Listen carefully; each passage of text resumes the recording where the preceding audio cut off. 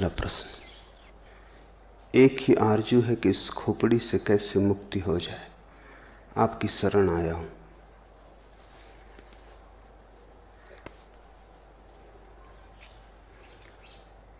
खोपड़ी से मुक्त होने का ख्याल भी खोपड़ी में की जब तक आकांक्षा है तब तक मुक्ति संभव नहीं, क्योंकि आकांक्षा मात्र ही, आकांक्षा की अभीप्सा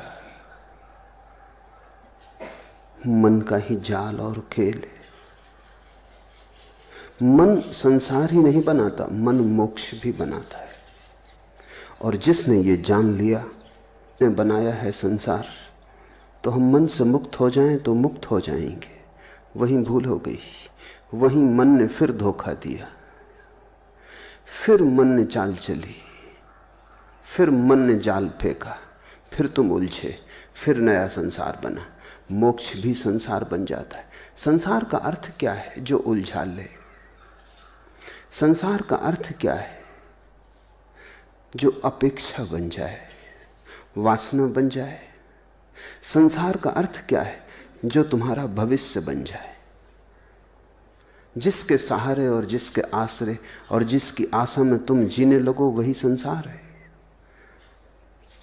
दुकान पर बैठे हो, इससे संसार में हो। मंदिर में बैठ जाओगे, संसार के बाहर हो जाओगे।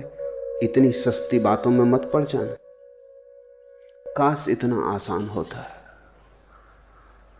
तब तो कुछ उलझन न थी। दुकान में संसार नहीं है और न मंदिर में संसार से मुक्ति है। अपेक्षा में, आकांक्षा में। लेकिन इसका तो अर्थ यह हुआ कि मोक्ष की आकांक्षा भी छोड़ देनी। वहां से भी तुम नए नए संसार बनाते चले जाओगे।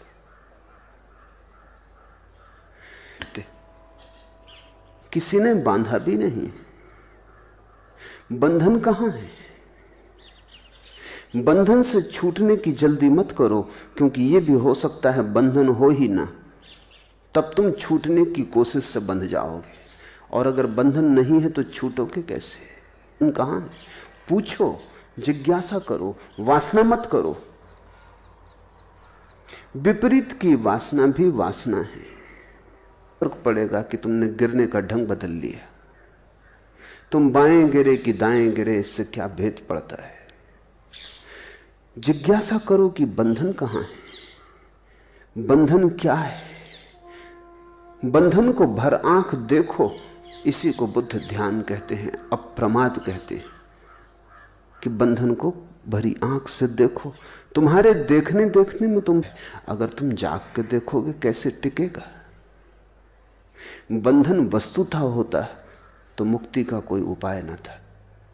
बंधन केवल ख्याल है, बात में से बात निकल आई है, कहीं कुछ है नहीं। और उसने कहा कि जीवन लगा देने की मेरी तैयारी है। मैं मरने को तैयार हूं, लेकिन मुक्ति मुझे चाहिए। कोई भी कीमत हो चुकाने को राजी हूं। अपनी तरफ से तो वो बड़ी समझदारी की बातें कह रहा था। चिन्मय ने भी यही पूछा है आगे प्रश्न में। सरफरोशी की तमन्ना अब हमारे दिल में है, देखना है जोर कितना बाजुए कातिल में है। उसने भी यही कहा होगा नागार्जुन को कि मरने की तैयारी है, अब तुम्हारे हाथ में सब बात है।